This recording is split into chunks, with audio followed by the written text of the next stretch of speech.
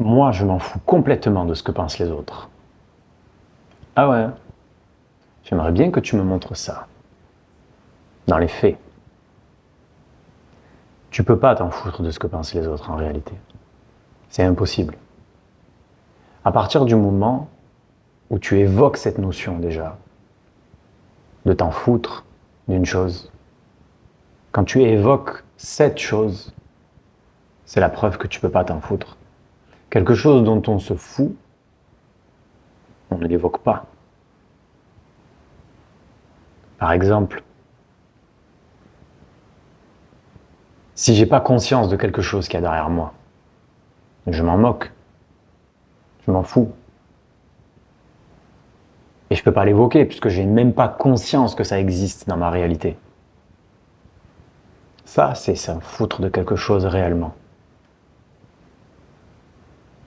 Les choses dont on se fout, on les ignore, on n'en parle pas. En fait, quand on dit je m'en fous d'une chose, la traduction, ça veut dire je veux m'en foutre. J'aimerais m'en foutre. Mais j'y arrive pas. De fait, on n'y arrive pas, parce que sinon on le dirait pas. Si on y arrivait, on ne l'évoquerait même pas. Donc, j'aimerais ramener de la réalité dans tout ça et qu'on arrête de se mentir en fait. Sur sur beaucoup de contenus, de posts, de vidéos, de lectures sur le développement personnel, sur la confiance en soi, il est question de se défaire du regard des autres.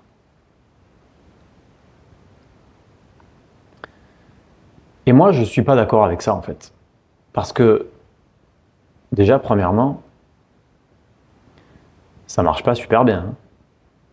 Se dire, allez, je m'en fous, allez, je me défais du regard des autres, ça fonctionne chez qui? Est-ce que tu as essayé? Où tu en es? C'est pas comme ça que ça fonctionne les choses.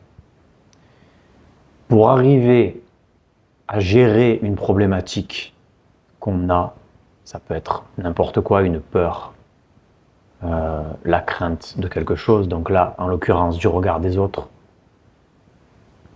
on ne s'y prend pas en la niant. La négation d'une réalité, ça n'a jamais été quelque chose d'efficace. Le déni, c'est efficace à certains moments de notre vie, ponctuellement, et bien souvent, bref, ça ne dure pas.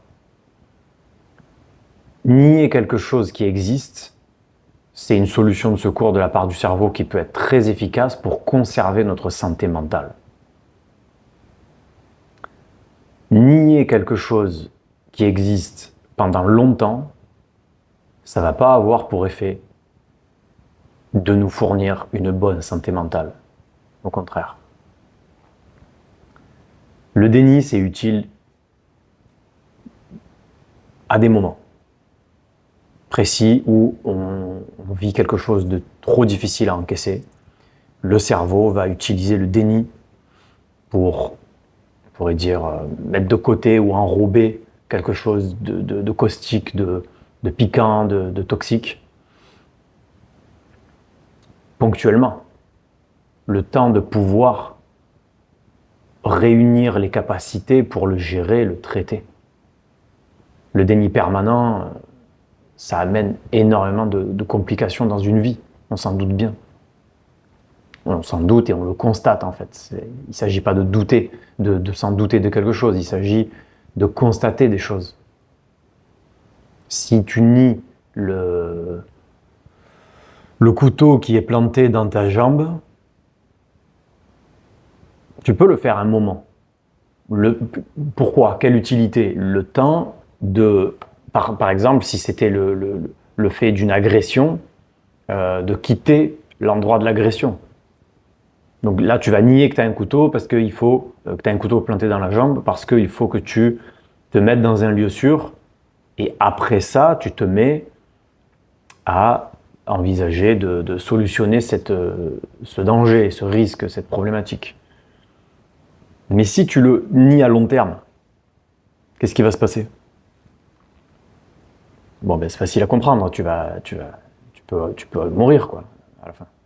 Tu peux perdre du sang, ça peut s'infecter, voilà. De grandes chances d'avoir de subir des choses très graves, en fait.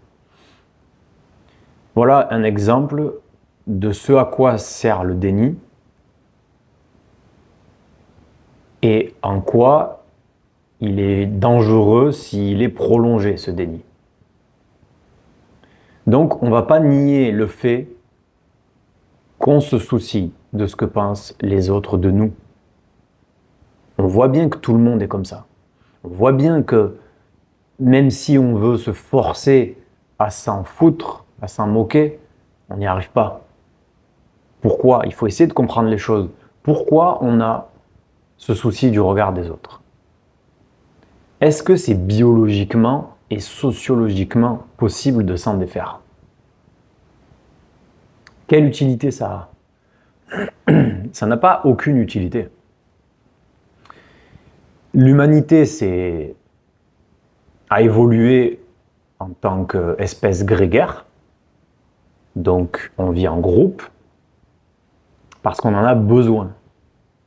Notre survie dépend souvent du groupe.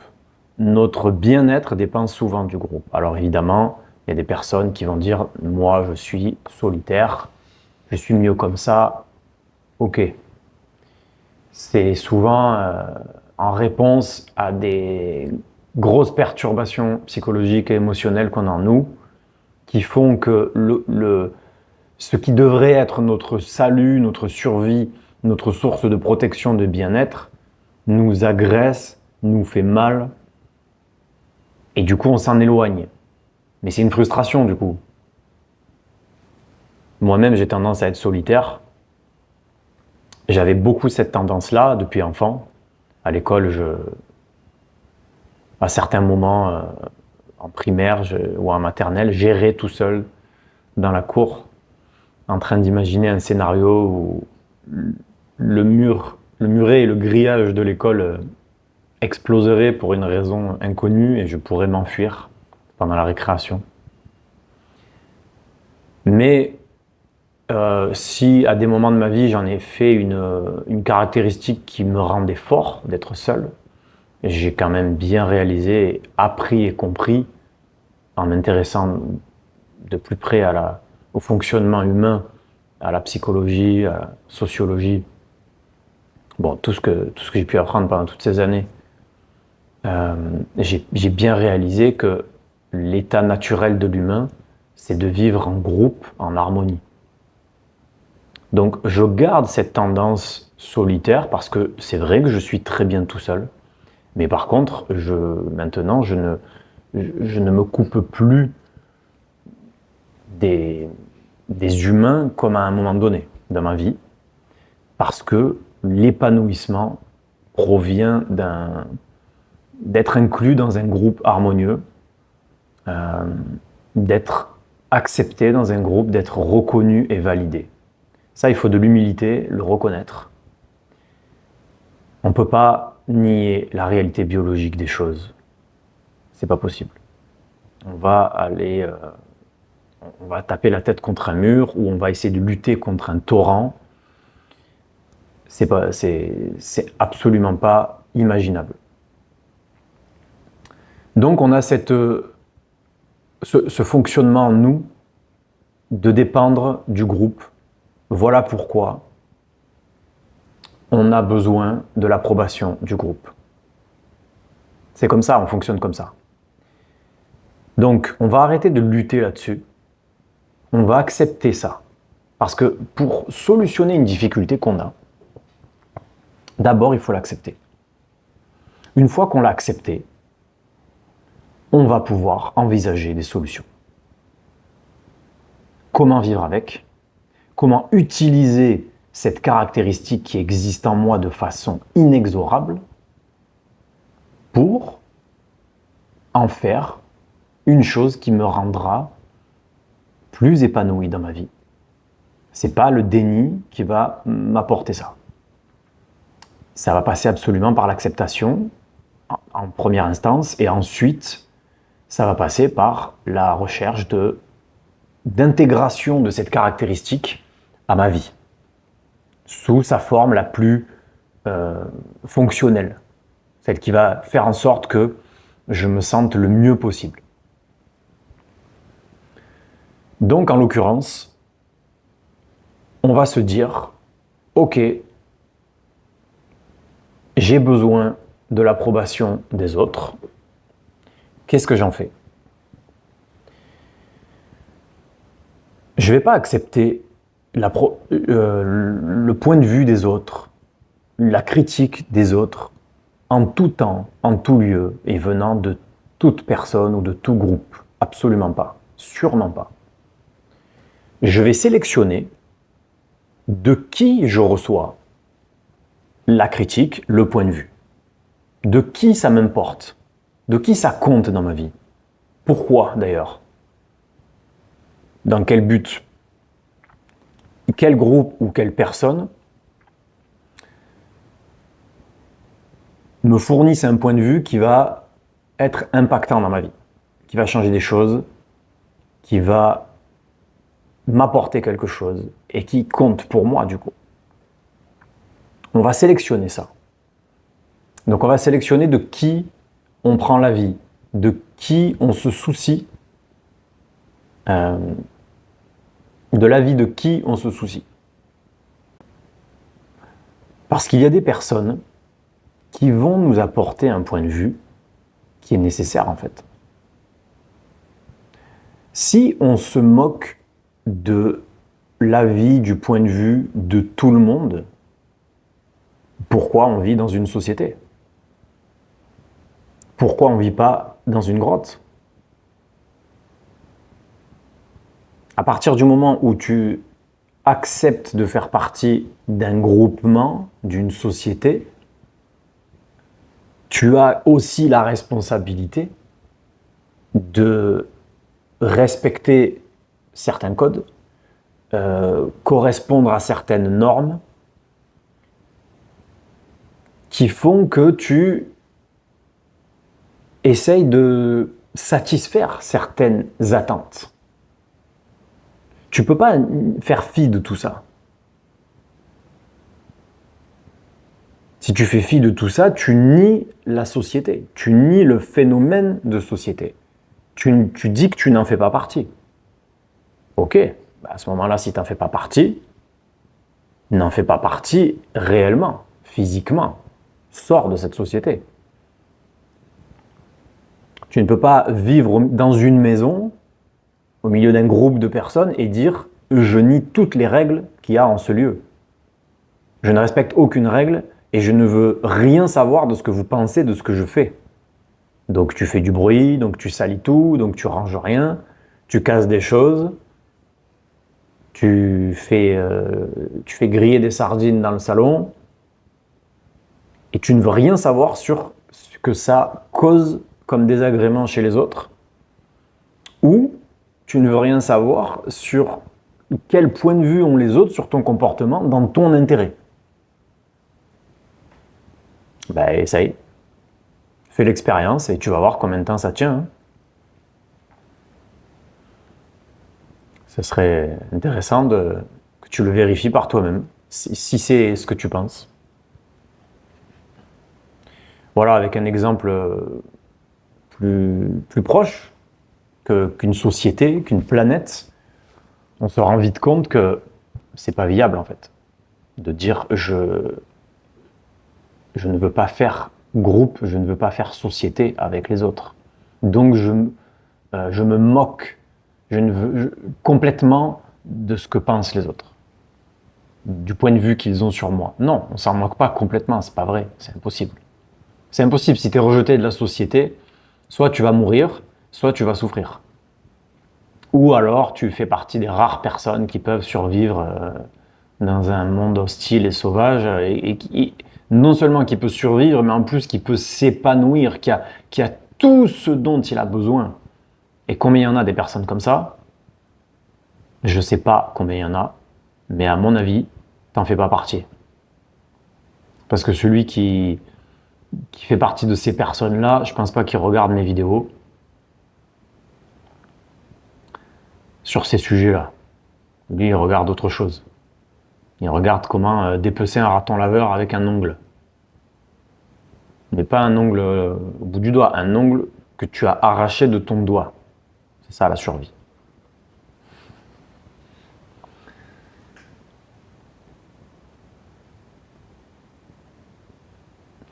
Donc, il est nécessaire, à mon sens, qu'on ramène de la raison dans toutes ces injonctions impossibles à réaliser. Il faut qu'on arrête d'essayer d'être quelque chose qu'on n'est pas.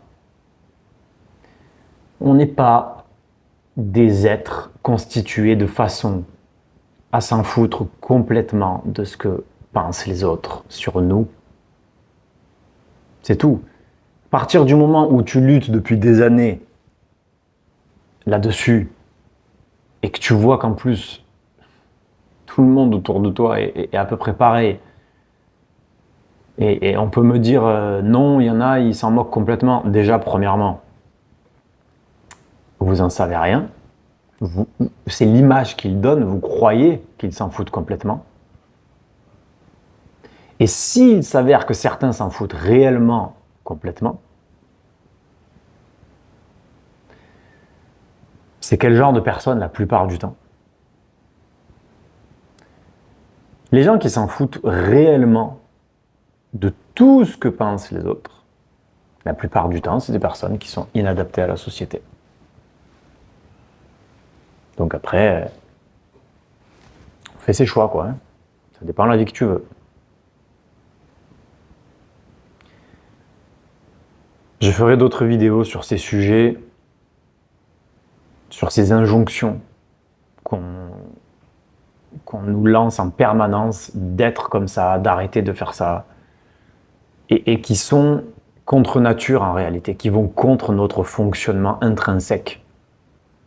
Mieux vaut, c'est beaucoup plus sage d'accepter que je suis d'une façon, que je fonctionne de telle façon, et du coup, comment je vais l'intégrer, ce fonctionnement, dans ma vie, pour en faire quelque chose d'épanouissant, de fonctionnel.